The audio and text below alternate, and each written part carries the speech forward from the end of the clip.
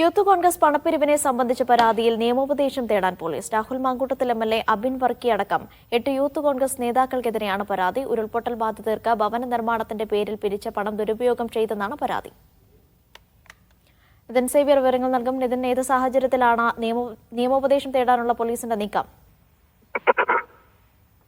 അനീഷ, ഇന്നലെയാണ് കോലഞ്ചേരി സ്വദേശിയായ ലക്ഷ്മി TR ഇത്തരത്തിൽ യൂത്ത് കോൺഗ്രസ് സംസ്ഥാന പ്രസിഡന്റ് രാഹുൽ മാങ്കൂട്ടത്തിൽ MLA, അബിൻ വർക്കി, അരിത ബാബു ഉൾപ്പെടെയുള്ള 8 യൂത്ത് കോൺഗ്രസ് നേതാക്കളെ പ്രതികളാക്കി കേസെടുക്കണമെന്നാവശ്യപ്പെട്ട് എറണാകുളം സെൻട്രൽ പോലീസിന് ഇത്തരത്തിലൊരു പരാതി നൽകുന്നു. അതായത് മുണ്ടക്കൈ ചൂരൽമല ദുരന്തബാധിതർക്കായി പ്രഖ്യാപിച്ച ധനശേഖരണ പദ്ധതിയിൽ അട്ടിമറി നടന്നു, അല്ലെങ്കിൽ അത് ദുരുപയോഗം ചെയ്തു എന്നായിരുന്നു ഇവരുടെ പരാതി. ഇതുമായി ബന്ധപ്പെട്ട് വലിയ തോതിലുള്ള സാമ്പത്തിക തട്ടിപ്പ് യൂത്ത് കോൺഗ്രസ് നേതാക്കൾ നടത്തിയെന്നും അതിനാൽ തന്നെ ഇവർക്കെതിരെ കേസെടുക്കുമെന്ന് ആവശ്യപ്പെട്ടാണ് ഈ പരാതി നൽകിയിരിക്കുന്നത്. താനടക്കമുള്ള ആളുകൾ ഇത്തരത്തിൽ ഇവരുടെ